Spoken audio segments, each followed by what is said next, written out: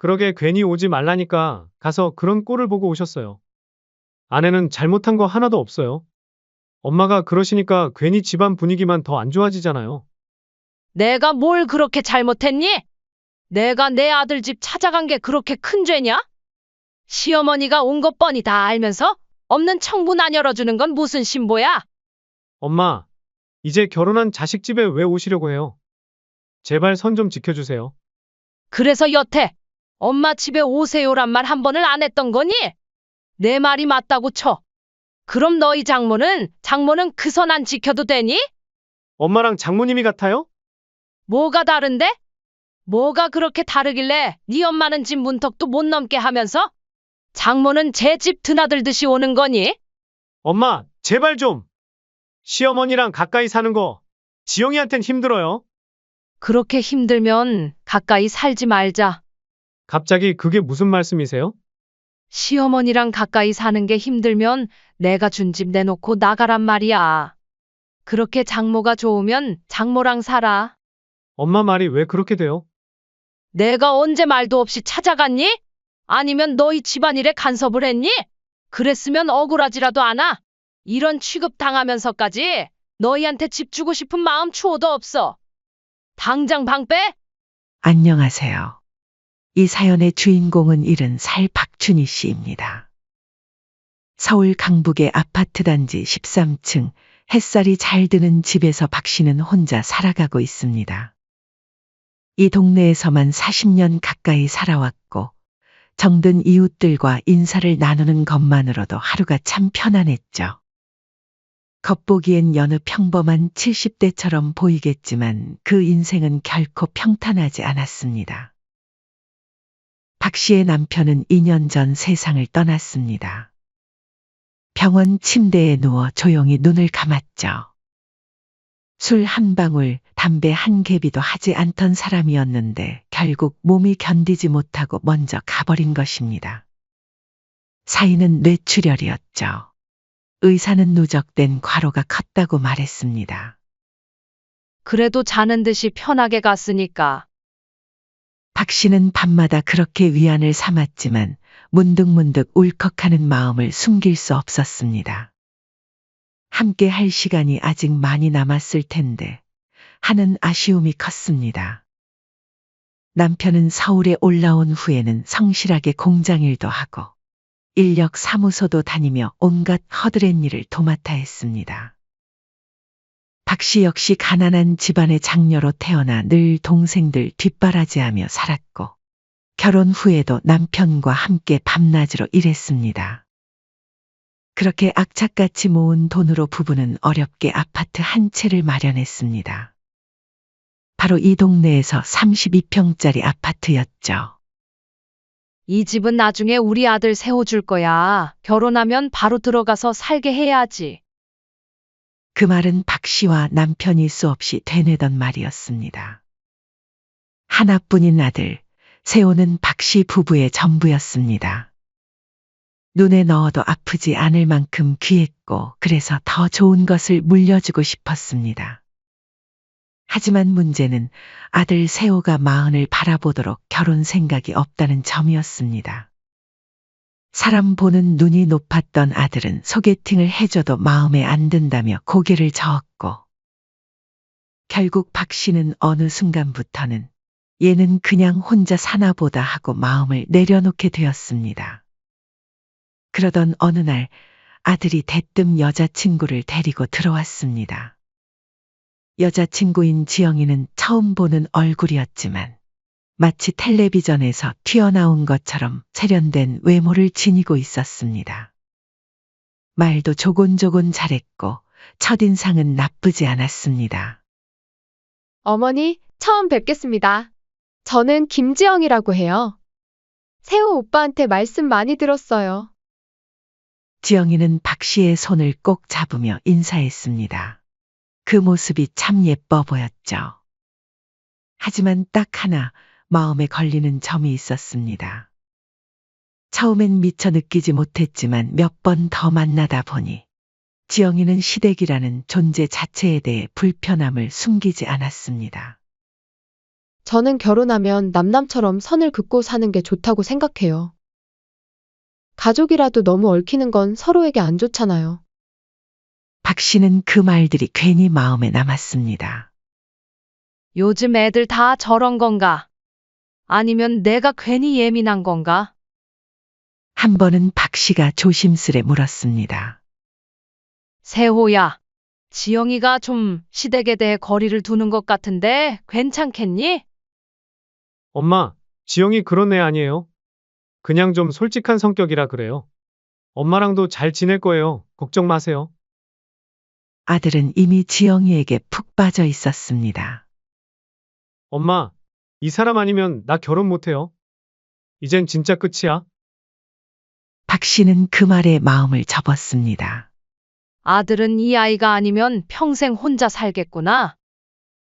아들의 말에 박 씨는 지영이와의 결혼을 허락해 주었습니다. 그 뒤로는 속전속결이었습니다. 그렇게 그토록 미적거리던 아들이 결혼을 한다니 황당하면서도 기쁘고 이제 진짜 나 없이도 살 수 있겠구나 하는 생각이 들어 어느 순간엔 마음이 먹먹해지기까지 했습니다. 그해 봄, 아들은 결혼했고 박 씨는 전세 놓았던 아파트의 열쇠를 내어주었습니다. 처음부터 너희 줄 집이었으니까 전세금 빼놨다. 들어가서 바로 살림 차리면 돼.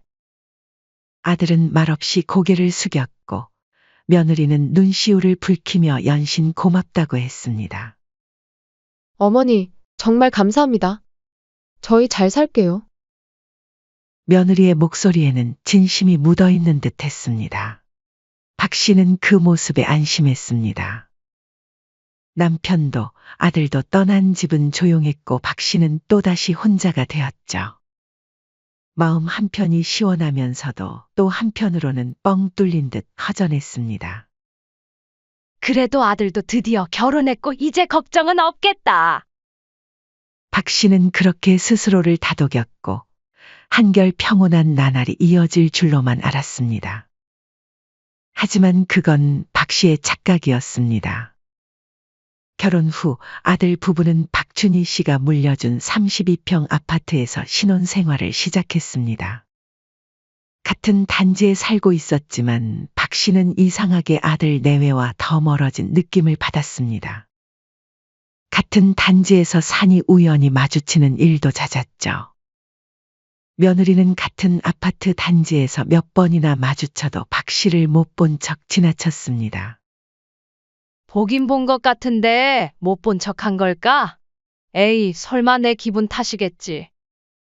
처음엔 바쁜가 보다 하고 넘겼지만 3번, 4번 반복되자 이상한 기분이 들었습니다.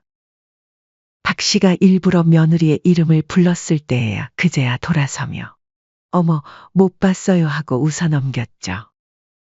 그 웃음 속에서 박 씨는 뭔가 꺼림칙한 감정을 떨칠 수 없었습니다. 설마 일부러 그러는 건 아닐 거야. 박 씨는 자신의 생각을 털어내려 애썼습니다. 한 번은 박 씨가 아들과 며느리에게 새로 생긴 식당에서 밥이나 함께 먹자고 제안했습니다. 요 앞에 새로 생긴 삼겹살 집이 괜찮더라. 셋이 같이 저녁 먹자. 하지만 며느리는 요즘 너무 바빠서요 다음에 먹어요라며 거절했고 그날 밤 아들이 박 씨에게 따로 전화를 걸어 말했습니다. 엄마, 아무리 시어머니라도 며느리한테 적당한 선은 좀 지켜주셨으면 좋겠어요. 그 말에 박 씨는 아무 말도 할 수 없었습니다. 그저 함께 식사 한번 하자고 말한 것이 며느리에겐 선을 넘는 일이 될 줄은 몰랐습니다. 박 씨는 이해하기 힘들었습니다. 며느리의 눈치를 살피지 않은 적도 없었고 아들 부부의 생활에 간섭한 적도 없었는데 말이죠. 오히려 며느리가 편하게 지내도록 배려해왔다고 생각했습니다. 내가 뭘 잘못한 거니? 혼란스러운 마음의 아들에게 조심스럽게 털어놓자 아들은 며느리의 편을 들며 말했습니다. 엄마, 앞으로 볼 일 있으면 나한테만 말해. 지영이한테 직접 연락하지 말고 불편해. 나도 지영이도 결혼해서 독립했으니까 엄마도 지켜줄 건 지켜줘야지. 그날 밤 박 씨는 거실에 불도 켜지 않은 채 소파에 앉은 채 고민에 빠졌습니다. 시어머니라서 불편할 수 있지. 내가 괜히 가까이 지내려 한 건가? 그렇게 스스로를 탓하며 이제는 기대하지 않기로 마음을 다잡았습니다. 그래, 억지로 친해지려 하지 말자. 박 씨는 그렇게 스스로를 다독였지만 여전히 마음 한켠이 무거웠습니다. 결혼 전 며느리가 했던 말들이 떠올랐습니다. 그때는 그저 내가 예민한 것이라고 넘겼는데 이제야 그 말의 진위를 알 것 같았습니다. 그로부터 며칠 후 박 씨는 이웃에게서 낯선 이야기를 들었습니다. 저기 8층에 아들 집 말이야. 어떤 중년 아주머니가 자주 들락거리더라. 난 처음엔 자긴 줄 알았는데 아니더라고. 거의 자기 집처럼 드나들던데. 이웃에게서 들은 인상착의로 보아 며느리의 친정어머니가 확실했습니다. 그 순간 박 씨의 눈이 잠시 멎었습니다. 단 한 번도 자신을 초대한 적 없던 그 집에 며느리의 장모는 마치 제 집처럼 드나들고 있었던 것입니다. 배신감과 부러움이 뒤섞인 감정이 밀려왔습니다.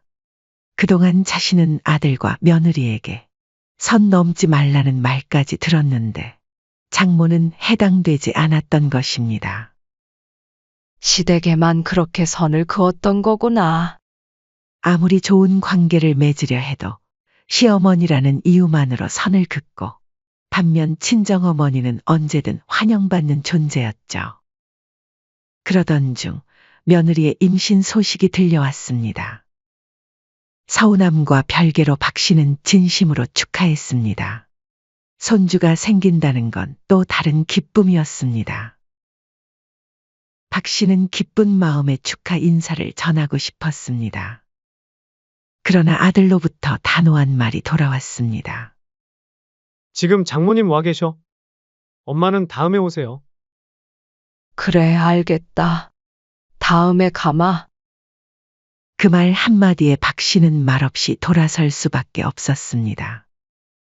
결국 아들은 다시 연락하지 않았고 박 씨는 손주의 첫 초음파 사진조차 보지 못했습니다. 손주가 태어난 후에도 상황은 다르지 않았습니다. 아들과 며느리는 종종 아이를 맡기러 왔지만 꼭 박 씨의 집에서만 봐야 했습니다. 그마저도 감사 인사 한마디 없이 몇 시간 뒤에 데리러 올게요 하고 바삐 떠나기 일쑤였습니다. 그날도 그랬습니다. 오늘 좀 급한 일이 있어서요. 어머님, 잠깐만 도와주세요. 박 씨는 흔쾌히 손주를 받아들였지만 며느리의 퉁명스러운 말이 마음에 남았습니다. 근데 지영아, 무슨 일로 맡기려고? 제 사생활이니까 너무 간섭하지 말아주세요. 그저 뭐하러 가냐는 가벼운 질문이었는데 박 씨는 면박을 당한 기분이 들었습니다.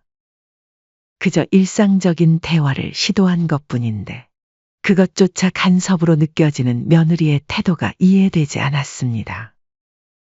그래, 알았어. 어서 다녀와. 박 씨는 더 이상 묻지 않고 손주를 안아들었습니다.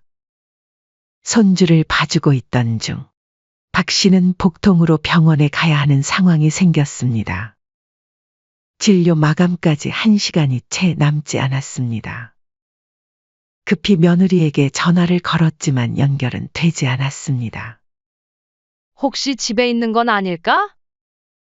아픈 몸을 이끌고 박 씨는 엘리베이터를 타고 8층으로 향했습니다.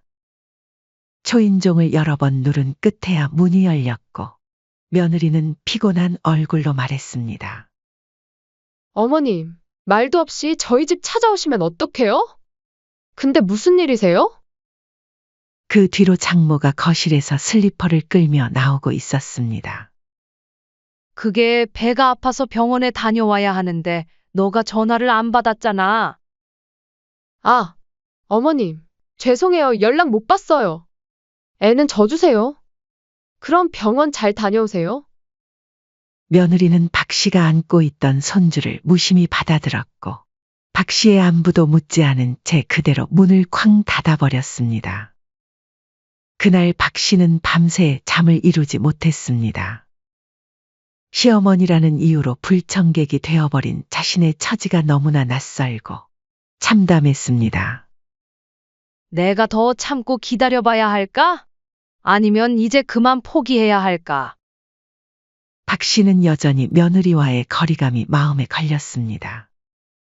그래도 미우나 고우나 가족이라고 최근 며느리가 몸이 허하다는 아들의 말을 듣고는 가만히 있을 수 없었죠.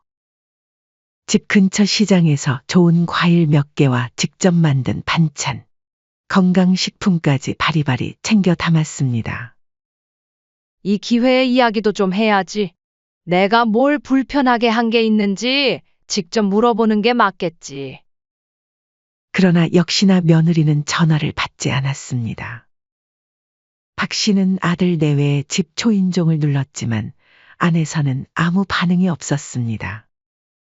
이내 가져온 음식 바구니를 문 앞에 조심스레 내려놓고 아들에게 문자를 보냈습니다. 문 앞에 과일이랑 반찬 좀 두고 가. 지영이가 요즘 허하다더니 걱정되네. 엘리베이터 앞까지 내려오려던 순간 박 씨는 마주 오던 한 사돈과 눈이 마주쳤습니다. 어머, 안녕하세요. 사돈 오랜만이네요. 네, 안녕하세요. 요즘은 잘 지내시죠? 네, 저는 잘 지내죠. 그럼, 짧은 인사를 나누고 박 씨는 엘리베이터 버튼을 누른 채 가만히 있었습니다. 그러던 중 갑자기 번뜩 의문이 들었습니다. 잠깐만. 지금 집에 며느리는 없을 텐데 사돈은 무슨 일로 오신 거지? 문이 열리고 사돈이 타자 박 씨는 타지 않았습니다. 그리고 조용히 고개만 숙여 사돈을 배웅했죠.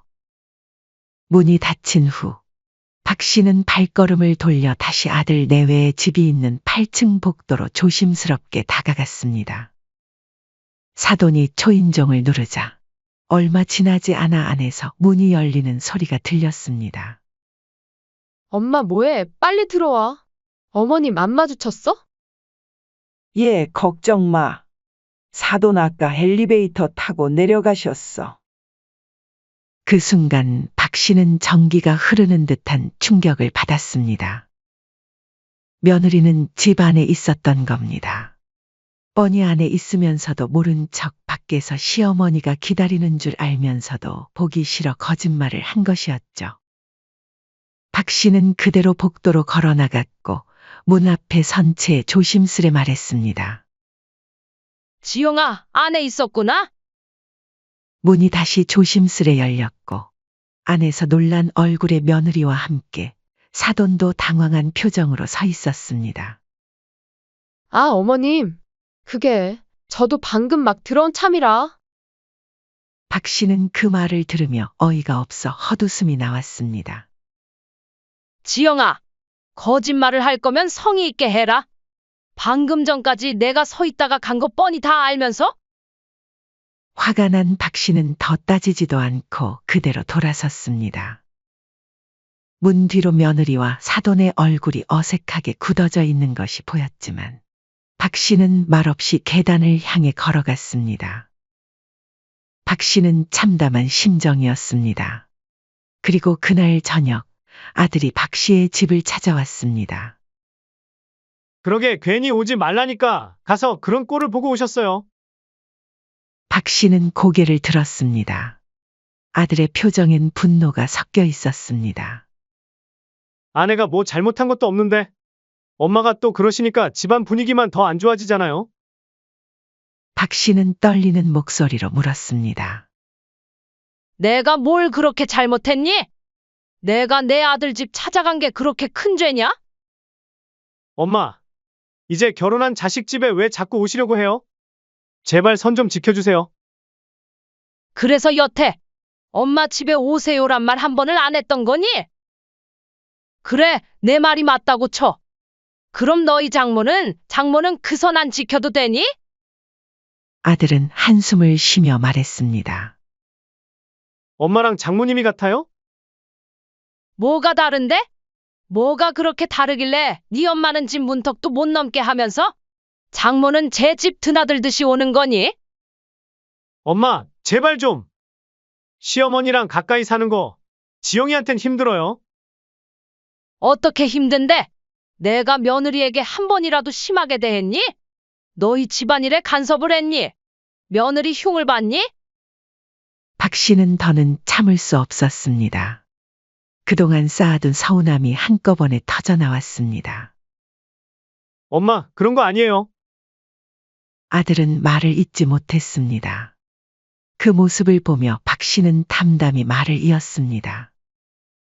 그렇게 힘들면 가까이 살지 말자. 갑자기 그게 무슨 말씀이세요? 시어머니랑 가까이 사는 게 힘들면 내가 준 집 내놓고 나가란 말이야. 그렇게 장모가 좋으면 장모랑 살아. 엄마 말이 왜 그렇게 돼요? 내가 언제 말도 없이 찾아갔니? 억지로 불러들인 적이라도 있니? 그랬으면 억울하지라도 않아. 이런 취급 당하면서까지 너희한테 집 주고 싶은 마음 추호도 없어. 당장 방 빼. 박 씨는 더 이상 흔들리지 않았습니다. 단호했고 목소리는 낮았지만 단단했습니다. 아들은 눈이 동그래져 어머니의 손을 붙잡았습니다. 엄마, 미안해요. 제가 지영이랑 이야기해서 잘 해결해 볼게요. 하지만 박 씨는 고개를 저었습니다. 됐어. 백날 말해봐야 너희한테 내 진심은 안 통해. 이젠 정말 끝이야.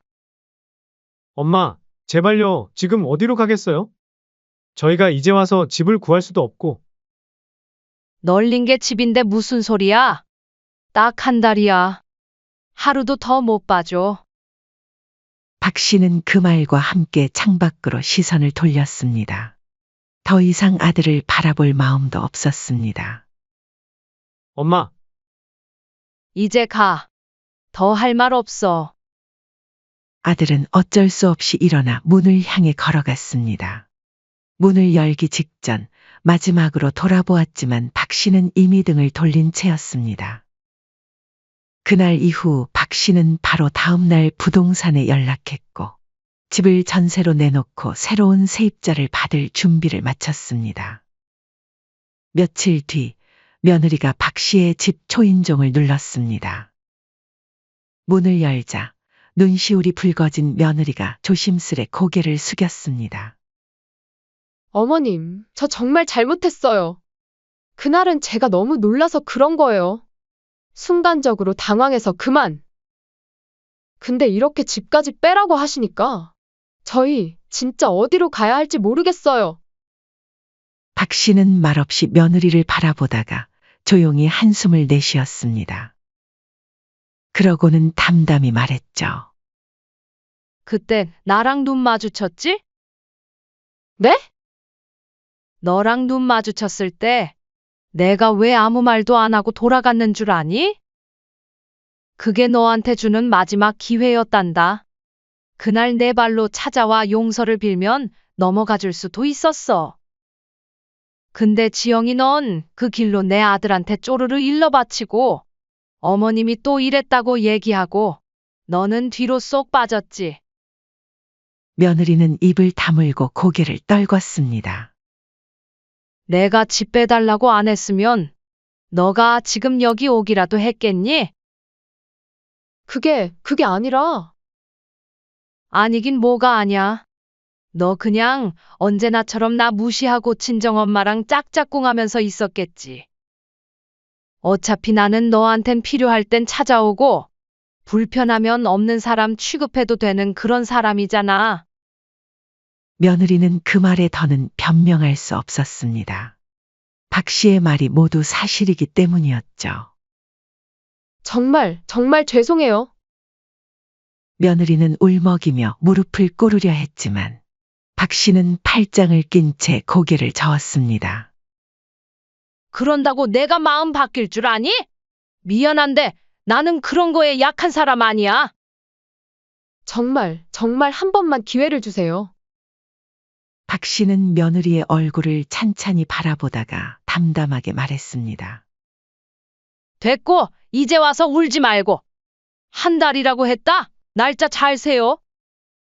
그때까진 내가 그냥 기다려줄게. 그 이후엔 나도 몰라. 이젠 진짜 끝이야. 그리고 조용히 문을 닫았습니다. 묵직한 소리가 현관을 가로지르며 며느리의 울음소리를 삼켰습니다. 그날 밤 박 씨는 오랜만에 창가에 앉아 차를 한 잔 내렸습니다. 멀리서 불 꺼진 아들 집을 바라보며 속이 시원한 듯 가슴 한켠은 시큰했지만 이상하리만치 담담했습니다. 내가 너무 심했나? 박 씨는 잠시 자신의 결정을 돌아보았습니다. 하지만 곧 고개를 저었습니다. 아니, 이제 와서 후회하지 말자. 박 씨는 이제야 깨달았습니다. 자신이 늘 양보하고 이해하고 참기만 했기 때문에 아들과 며느리가 더 자신을 함부로 대했던 것이라고요. 이제는 달라질 때였습니다. 자신의 노후와 행복을 위해 단호하게 행동할 때였습니다. 한 달이라는 시간이 생각보다 빠르게 흘렀습니다. 그 사이 아들과 며느리는 박 씨에게 매일같이 전화를 걸어왔습니다. 특히 며느리는 시어머니가 자주 가는 마트며 동네 카페에 얼굴을 비추며 우연한 척을 가장한 친근한 인사를 반복했습니다. 어머님, 여기 자주 오세요? 저도 여기 단골인데. 하지만 박 씨는 그 웃음 뒤에 깔린 얄팍한 계산을 모를 리 없었습니다. 그 말에 대답조차 하지 않고 장바구니만 밀고 지나쳤죠. 이제 와서 친한 척. 집 뺀다고 하니까 갑자기 달라지는 태도가 우습구나. 박 씨는 속으로 생각했습니다. 며느리의 태도가 급변한 것은 오직 집 때문이라는 것을 알고 있었습니다. 진심에서 우러나온 변화가 아니었죠. 그러던 어느 날 이웃이 조심스레 물었습니다. 박 여사님, 요즘 며느리 분이 자꾸 찾아오던데 무슨 일 있으세요? 박 씨는 평소 말 아끼던 성격과는 다르게 그동안 있었던 일을 천천히 털어놓았습니다. 이야기를 들은 이웃들은 하나같이 고개를 저었습니다. 아이고, 그건 너무했네. 아무리 며느리라도 선을 넘으면 안 되지. 시댁은 이용만 하고 정은 다 친정에 쏟는다던데 요즘 애들 무섭다니까요. 동네 사람들의 따가운 눈초리에 며느리는 더 이상 박 씨를 따라다니거나 마주치려 하지 않았습니다. 억지로 웃던 얼굴도 애써 건네던 말도 사라졌죠. 그리고 약속한 한 달이 되던 날 아들과 며느리는 결국 박 씨의 집에서 짐을 빼고 나갔습니다. 짐을 싣는 그날 박 씨는 창밖에서 그 모습을 조용히 내려다보았습니다. 무거운 이삿짐보다 더 무겁게 내려앉은 그들의 표정이 어떤 말보다 시원했습니다. 짐을 싣는 그날 아들이 마지막으로 박 씨에게 말했습니다. 엄마, 전세금이라도 좀 보태줄 수 있어? 우리 지금 진짜 상황 안 좋아서. 박 씨는 짧게 말했습니다. 이제 각자 집은 각자 책임져야지. 엄마도 해줄 만큼 해줬다. 그래도 엄마잖아. 조금만 도와줘요. 우리 힘들어. 힘든 건 알겠는데, 재미는 친정 부모랑 보고 돈은 시부모한테 달라는 건 좀 아니지 않니? 나 이제 너 해외 이민 갔다 생각할 거야.